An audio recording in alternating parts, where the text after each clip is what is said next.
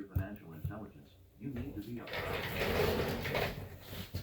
Rich Dad used the example of having a toothache to illustrate what he meant by a problem leading to other problems. He said, having a money problem is like having a toothache. If you do not handle the toothache makes you feel bad. If you feel bad, you may not do well at work because you are irritable. Not fixing the toothache can lead to further medical complications because it is easy for germs to breed and spread in your mouth.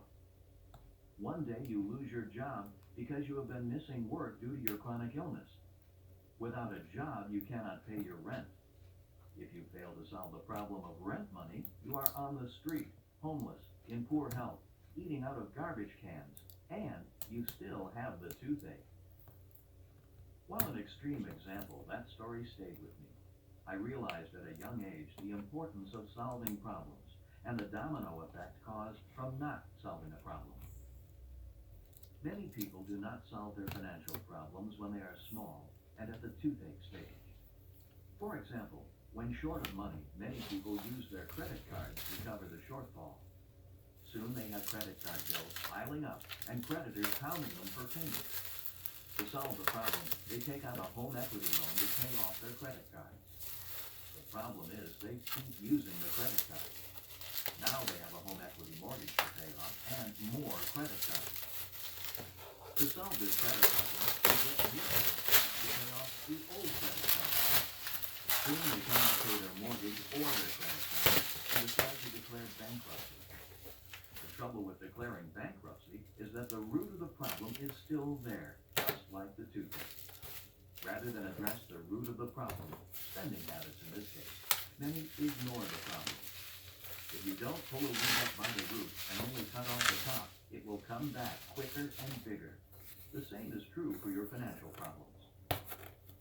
While these examples may seem extreme, they are not uncommon. The point is that financial problems are a problem, but they are a solution as well. If people solve problems, they get smarter. Their financial IQ goes up. Once smarter, they can now solve bigger problems. If they can solve bigger financial problems, they get richer. The cause of poverty. Poverty is caused by a person's being overwhelmed by problems he or she can't solve. Not all causes of poverty are financial problems.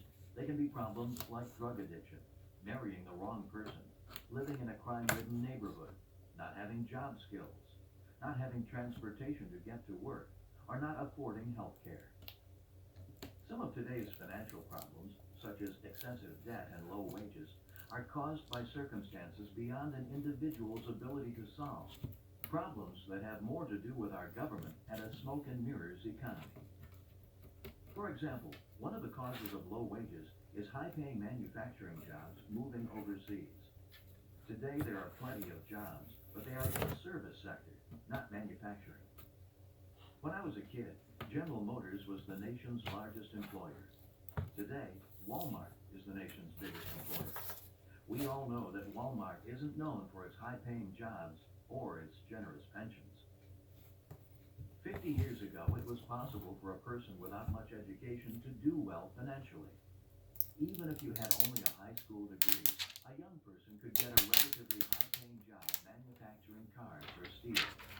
Today, it's manufacturing burgers. 50 years ago, the manufacturing companies provided health care and retirement benefits.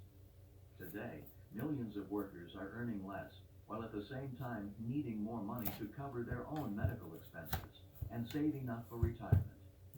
Every day these financial problems are not solved, they grow bigger, and they